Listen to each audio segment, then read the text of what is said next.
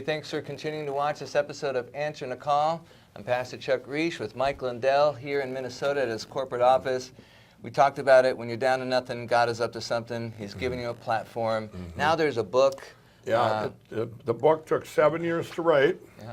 And you see, there's that picture that drug dealer took it. It changed it. It's a hologram that he took that cool. day.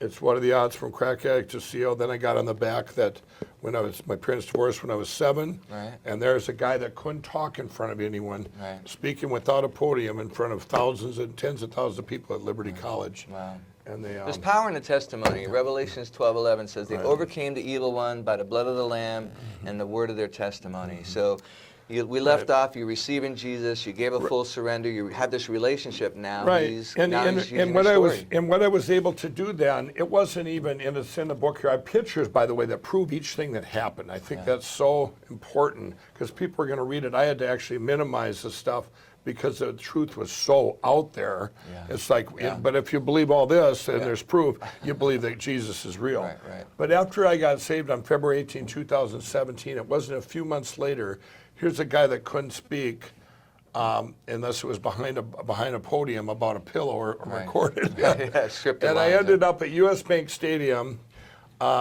with 50,000 millennials, and they did like a 5-minute clip of my story. It was like a real condensed version.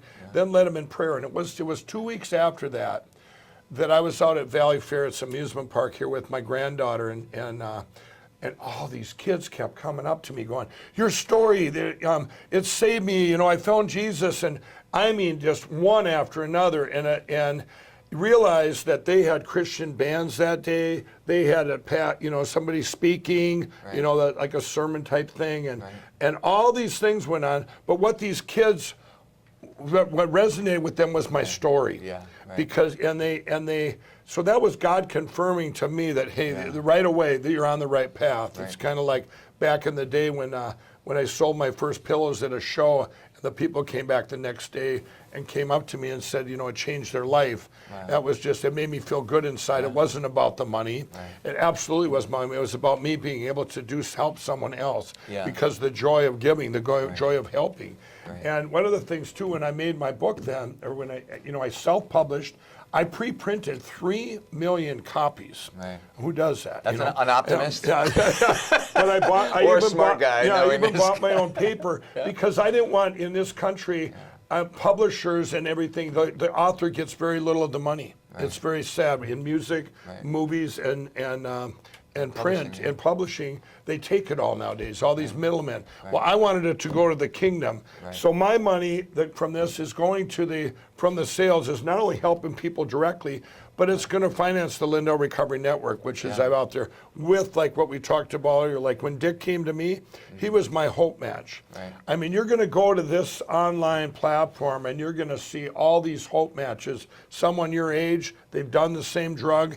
It's going to be the most amazing thing, the best help you've ever seen in history, bar none. This wasn't, when God gave me this download, Chuck, it wasn't to help. I know there were some other guys going, we talked about it a year ago. They're going, well, we can help 2,000 addicts, and we'll ramp up to 4,000 the next year, and then 10,000. I'm going, what?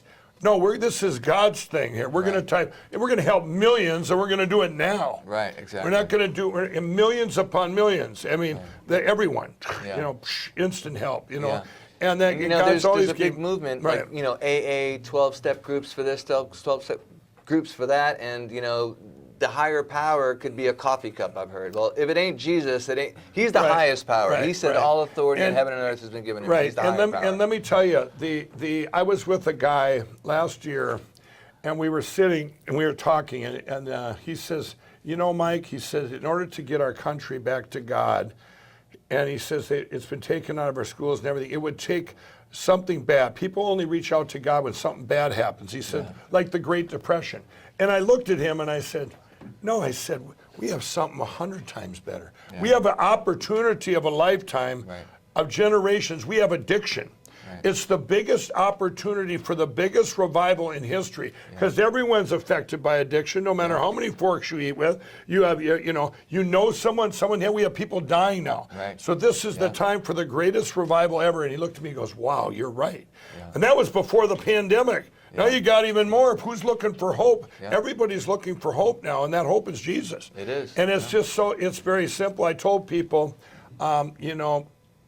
this time, when these things happen, that you look at this pandemic and you look at everything that's going on, and even with the riots and all this stuff that's happened, these things, this is once in a billion events. You add the two together and it's like it never could happen in history. Right. Well, this is all set up for the best. They're the biggest revival ever. This is a need for God. It's the perfect opportunity. Well, Jesus is also known as the Prince of Peace. And when there's no hope, there's no peace, there's no salvation. Well, that's what you're looking for. And, if you call upon the name of the Lord, he shows up and he delivers. He's the deliverer. And that's what's coming. It's going to be amazing. So obviously with the need of addiction and faith-based recovery and there's 12-step groups, there's all this out there, but the Lindell Recovery Network has a different approach. Why don't you explain it's going to be, you're going to see, it's going to be online, and you're going to have, there are many, many other things that are going to be involved with it. But it'll be hope matches. You're going to go there and you're going to see people your own drug, your own age, and see how they made it through. Right. And I'm not going to give away. I want people to go there, and they're going to come there by the masses. God gave me this incredible platform of trust, and he trusted me with it, and he gave me, he even gave me the drug of crack. We didn't have drug. You didn't say the old joke, what do you want, heroin? It was, no, what do you want, crack? Right. It was because there was such a stigma with crack. Right. And, not that, like I say, I wouldn't change anything in my life if it wouldn't be where I'm at right now, to be able to use that story to help and other people's stories of hope. And these, and everyone's going to come to this website, and when it's launched, and you'll hear about it. Everyone says, well, when's it going to launch? You can go to my michaeljlindell.com site and check it out every day. But when it launches, everyone's going to know about it. This isn't going to be something where, I got to be, everybody can do it at once. Right. And it's just going to be, it's going to be a most amazing revival. Then, as it manifests into, you're going to have addicts helping addicts. I'll tell you one part of this is, you have so many, where we're at right now in our country, addiction is preyed upon. You're preying on the families of addicts. Right. That's the thing. Addiction's a disease, and coming to our secular center, and do you have insurance and all this stuff? Well, my thing is for the addict. It's for the addict. I've been there. I know, and it's like, who do you want helping you? Someone that went to college for 4 years and has no experience whatsoever, has never been there, and you're going to tell me about? I've forgotten more about addiction than you'll ever know. Exactly. And what you realize is people in addiction, they quit trying to quit. They've fallen so many times. They're like, well, this is who I am. This is where I'll be. God must understand. But when you run into somebody who actually overcame, if God did it for him, God can do it for me. So you're talking about these hope videos. Yeah, that's the hope matches. Yeah, it's correlated with a relationship with God. It's not religion, and that's the whole world has spiritual indigestion. Right. They've got a million different religions to pick from, but a relationship with God, a relationship with Jesus is where he meets us. Yeah, absolutely, and but with all these, and this thing, it's not going to matter what addiction you have. I mean, we tend to focus on, it's drugs. No, there's all kinds of addiction. There's overeating. There's porn, sex, meth, crack, cocaine. Right. I mean, it's all there's so many.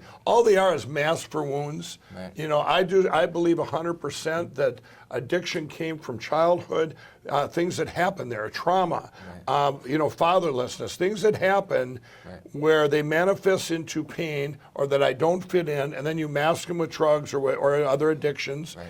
And then we say, we talk about veterans. You talk about, the stuff that they've had to face.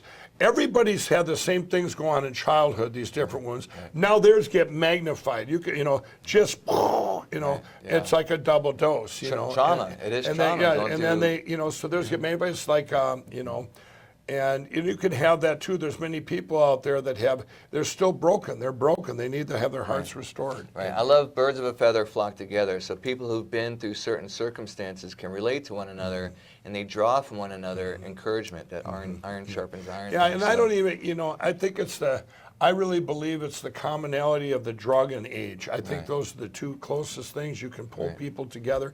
Like my friend that came to me, same age, same functioning addict, the commonality of the drugs, were there, and I'm going, wow, he made it, so can I. Yeah. But they, and you have hope matches, we're people's hope matches from all walks, just addiction. Right. But as you take in any advertising, as you take that and you squish it into and you pinpoint it, who do I want to hear from? Do I want to hear from someone that's been an addict, from Mike Lindell or Chuck? Do I want to hear that? Right. Or do I want to hear from someone my own age and they did the exact same drug? Right. Very powerful. Exactly. There's a lot of commonality there. Yeah. So, and how did they make it? Tell me how you made it, Yeah. And whoever's an overcomer, God wants us to overcome whatever the temptation, whatever the battle. Right. And, as a businessman, entrepreneur, you're meeting that whole sector of entrepreneurs and business folks. And, so God's really opened up some doors for you. You talked about it in our last segment, how before you know it, you're at the White House with the president, with some manufacturers that didn't take their business overseas, and now you've got this relationship. When I walked into, I'll tell you, the White House, for me, and this is, things kept happening all my life, all these little miracles, and I would get through, and I'd pray, God, get me through this, and I'll never do this again, or whatever, and you'd reach out, and sure, get through. I got complacent. I'm going, I can get through anything, Right. Well, then things that I go are even more pronounced, the odds. I'll tell a story. When I was young, I had, it's even in the book here, I was a big Elvis Presley fan. Yeah. And I seen a picture of him and Richard Nixon together. I'm going, wow, you have to be Elvis Presley to be able to meet a president. Right? And that was always in my head. Yeah. Well, the first day that I got invited to the White House, the first time ever, for this, like you say, this manufacturing summit, and I get there, and I'm inside the White House. I'm going, in the first place, it's a miracle with my past that I'm even allowed in there. I'm walking by Secret Service, is this real? And one of the first things I see on the wall is that picture of Richard Nixon and Elvis Presley. I'm going, wow, this what are the odds of that? Yeah, what are the odds? But I get to this big table in the West Wing or wherever it was, and my name tag's there, and there's about 15 people. And I said, but there's no name tag here. I said, who's sitting here? And they said, the president is. And when that went live on TV, my friends are going, what is this crack addict sitting there with this ex-crack addict, with the president? And for them, it's Jesus is real, because that couldn't have happened. Right. I'm looking at things like that in my life. It's just impossible odds. Amen. I'm going, I still check. I came back from Israel a few years ago, and they're stopping me and with this, found some stuff from my background, and I'm going, you guys, I get to go to the White House. I'm sitting next to the president. They go, well, we don't understand how you get to. Didn't make but sense. That all got taken off there. But but it was like, to me, it's a miracle to be. These are, to be where I'm at. For you taking a platform of just a pillow and putting it way up here. But everybody's got a calling. Right. The last thing I thought my calling would be to speak out and be an evangelist. Right. Well, in the book of Revelation that you used to preach from in the bars, there's a verse in chapter 3 that says, God opens doors no man can shut, and he shuts doors no man can open. I think a lot of people spend a lot of time wondering why this door is not opening for me. I want to go through this door, and you just need to ask God, the door that he has opened, you need to walk through that. Well, I think the thing is, too, is, Proverbs 3:5-6. That's a great one too. Trust in the Lord with all your heart, lean not on your own understandings, and always acknowledge Him, and He will guide your paths. Right. But I went by that, but I'm going now, since having a relationship with Jesus. I used to be reactive in prayer, and what I mean by that, I'm praying. And a lot of people wonder, well, my prayers didn't come true, God doesn't exist. Well, it might not have been God's will. Well, where is God's will? God's will is in the Word.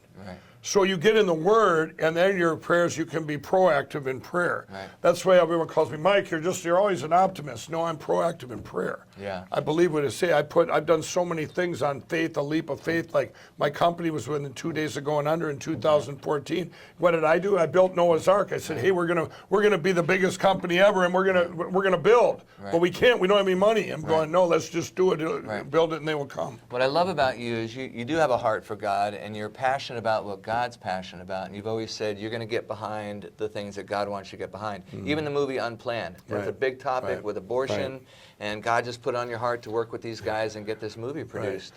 Yeah, that was quite a story. I'm leaving for Israel. I'm sitting in the airport, and all of a sudden my phone rings. I haven't talked to this guy in 4 years. I go, who are you? And he goes, and he tells me his name, and he says, I got two movie producers here. We prayed about it, and you're going to be in our movie, have a cameo. I go, well, I didn't pray about it. What is it? And they're telling me this true story of Abby Johnson. She was with Planned Parenthood, seeing the stuff that was going on and turned and flipped, and so the biggest pro-life activist probably ever. Right. And 40 Days for Life was a big part of that. Yeah, this is and I said, well, just a minute. I said, I'll call me back in 5 minutes.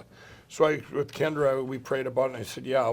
They called back. I said, yeah, I'll go in this movie. But I said, if I want it not to be just a good movie or a good message, I want it to be a good movie with a good message. So many movies are made that have good message, but they're just poorly made. They're just budget. to sell, And I said, they said, are you short any money? They said, yeah, we're short $1 million. And I said, well, just a minute. And I actually wired the money with no contract. The Lord led me to do it. And that's got to be the Lord. I don't know if anybody's going to release $1 million that quick. Yeah, for all of you out there, no, you don't even call me. But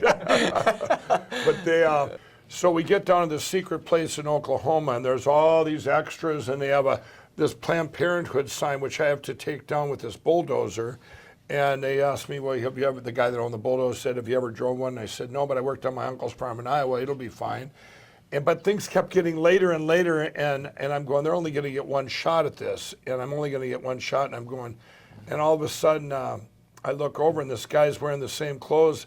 They brought in a stunt double who doesn't even have a mustache, and I'm going, this ain't happening. Right. I'm running this, and all the producers come up, they gather around, they go, no, you can't, there's insurance. I said, you didn't say anything about that before, about any insurance things or anything. Right. I said, I'm not going to go on and say that someone that I drove it when I didn't. Right. And anyway, so they reluctantly said okay. They moved the thing back a little, and we go to drive it, and no, I had not practiced, So anyway, the guy said, they asked the guy. He said, yeah, he'll be fine. So he's standing over yonder out there a little bit, and I went to pull it in reverse, and I didn't take the emergency brake off, and it was, and he goes, and I'm going, and now I bring it back down, boom, boom, boom, boom, boom. I stick my head out, because here come the producers, that's it, it's going to be over, right? I stick my head out. I was just testing, do we want it that low? Let's just do it the way we talked about it. And I quick grabbed the leg before they could come around the front, pulled it in reverse,